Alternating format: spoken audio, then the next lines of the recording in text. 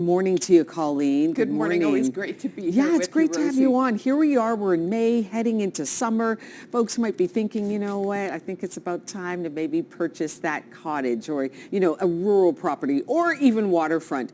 And you're going to take us through things that we need to know because there's a difference here, I would imagine, purchasing like a rural property. There is. So, we get all excited and we're hoping that the summer weather comes We're hoping. soon. Yeah. Yet there is a discussion in the fact that people are considering, especially baby boomers, like, are we going to do a cottage or do we have grandkids? So I want our audience to really figure out what is their why. Why do they want to move it? Is it grandkids?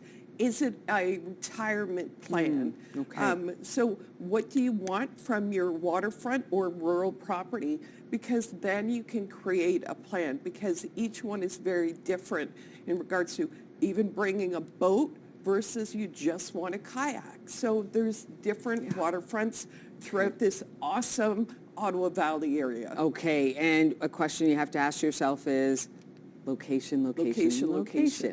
So in regards to location, are you thinking that you may retire? We talked about that. Yeah. So if you're retiring there, or if you want to maybe have grandkids, then you need to think about the waterfront. Like, is it rocky or is it sandy?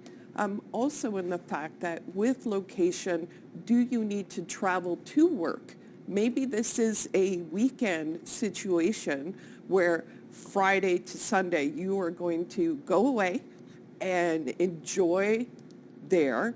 But if you want to skip away, it's only like half an hour we are so lucky here in Ottawa where you can get waterfront less than 20 minutes away from the city front. Okay. So what is your plan? Because location in regards to that is really important. Okay, Next up here, I want you to explain this, property zoning and regulations. So when we talk about the location and going on to that is the fact that what is your plan? We keep talking about the plan today, Rosie. Yes. So if you are thinking about growing the cottage, maybe having an outbuilding for the grandkids or sons and daughters and in-laws to be there, you may be situated in a place where you can't get an outbuilding because a lot of people put, let's say, a bunkie onto a lot. So you have to figure, like, can you do that? How easy is it to find that out? Let's say if you are looking, you find a darling cottage or some land and you're thinking, man, this would be great. It'd be great to have this over here in this building over there. How do you find that out whether or not you're allowed to? We talk to the city and we talk to the regulation in regards to, like, let's say the Rideau Conservation and find out if the zoning will allow for it. Because if you want to do different things, let's even think if a big thing that people don't realize, if you want a boathouse, probably not going to happen. You get grandfathered if you have a boathouse. Oh, I but see. the waterfront itself now is very highly regulated. Okay. So if you want to cut down a tree, maybe not going to happen. Okay, So you have to really look at the regulations for that because there's several moving parts and it's not just like real estate in the city. Cutting down a tree, adding a building is a big deal. You from one of our viewers, Colleen, and Gail asks, what is the importance and benefit of being out of your home on showings? That's a great question. It is a great question, and we get it all the time, and I'm really glad that Gail actually asked it. So when you are on the market and people are asking to come into your home, they are making a really important decision. So Gail, if you are selling your home right now, it is very intimidating to a buyer, to be honest, where if you have a home, the home seller at the home, it's a little confronting for certain personalities. Okay. So in the future, though, if you have certain like special items like a pool and stuff, You can meet them after, yet to be there for the showing, a realtor should be there, right, by law. Of course, when you yeah. are showing a home, the realtor has to be there. Yet, Gail, if you are a home seller, I would just take, maybe your fur baby or your babies or whatever, and go for a walk for the hour that's there, because it will be intimidating. You will probably in the future get an opportunity to meet with them if there are certain concerns that you have, like a pool or let's say an irrigation system, but it really is better for the home seller not to be there. Okay, we got that. Thank you very much for that question. We're going to continue now with our conversation about waterfront and rural properties. Next up, waterfront considerations. These are things that you need to think about, right? The topography and... Exactly. So in regards to waterfront, there are a couple things that you should consider. One is that, you know what, Rosie?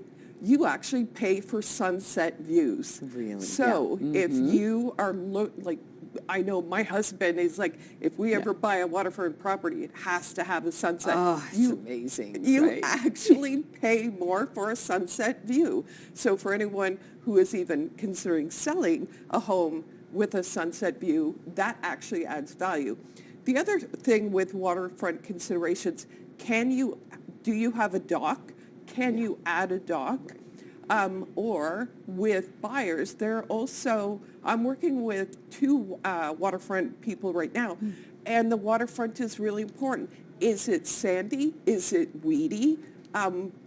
You can't just change the waterfront. So you have to be particular in the fact that most of the time when you look at waterfront properties, it's pretty much an as-is. Oh, okay, I didn't realize that. Yeah, it's pretty much an as well as waterfront properties, depending on how much waterfront you have, that's where your tax bill comes in. So the more water frontage that you have, you pay more taxes. Okay, that is good to know. Okay, and another one, waterfront infrastructure. What's that talking all about? So we're talking about, again, those, the boathouses. You have to be able to be ready. So when you buy a waterfront, are you ready for the maintenance? Are you ready to maintain that waterfront in regards to the boathouses?